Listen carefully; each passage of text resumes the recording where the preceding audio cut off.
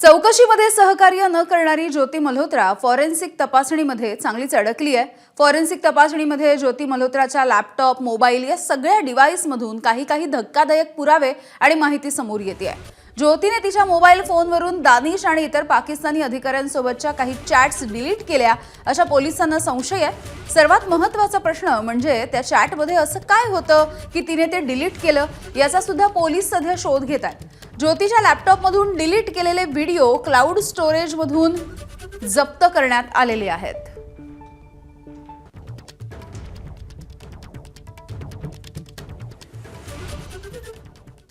तर ज्योती मल्होत्राच्या मोबाईल आणि लॅपटॉपमधून कोणकोणती माहिती आणि पुरावे समोर येत आहेत आपण बघूयात। फॉरेन्सिक तपासासाठी 3 मोबाईल आणि 1 लॅपटॉप पोलिसांनी जप्त केलेत।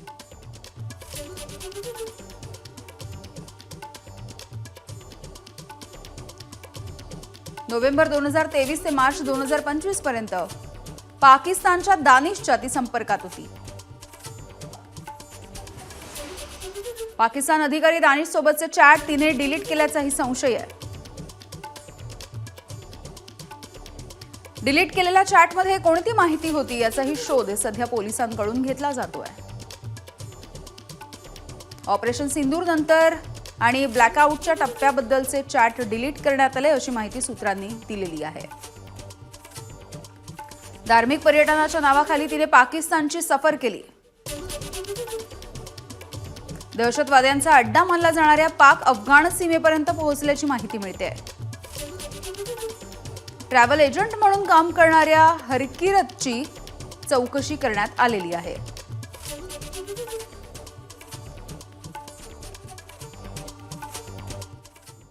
पाकिस्तानसाठी हेरगिरीच्या आरोपाखाली देशाच्या विविध भागांमधून अटक करण्यात आलेली आहे आणि यापैकी आघाडीवर आहे प्रसिद्ध यूट्यूबर ज्योती मल्होत्रा। पाकिस्तानला माहिती पुरवणारी ज्योती लवकरच बांगलादेशला सुद्धा जाण्याची तयारी करत होती अशी एक धक्कादायक माहिती समोर आली आहे आणि तिच्या या बांगलादेशच्या दौऱ्यामध्ये तिला पाकिस्तानी एजंट्स मदत करत असल्याचं सुद्धा तपासामधून उघड झालंय। ज्योतीने बांगलादेश व्हिसासाठी केलेला अर्ज एबीपी माझाच्या हाती लागलेला आहे।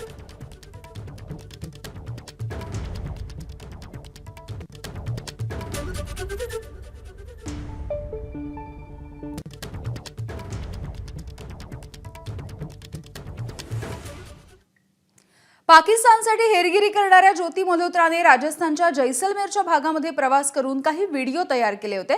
शहरासोबतच सीमावर्ती भागामध्ये सुद्धा ज्योती गेलेली होती।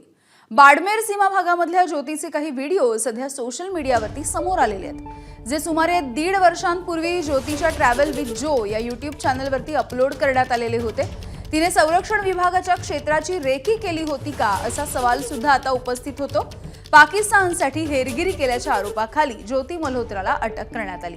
तर हेरगिरीचे धागेदोरे जैसलमेरशी जोडल्याचे आढळले, तर त्या संबंधी आता चौकशी सुद्धा केली जाणार आहे।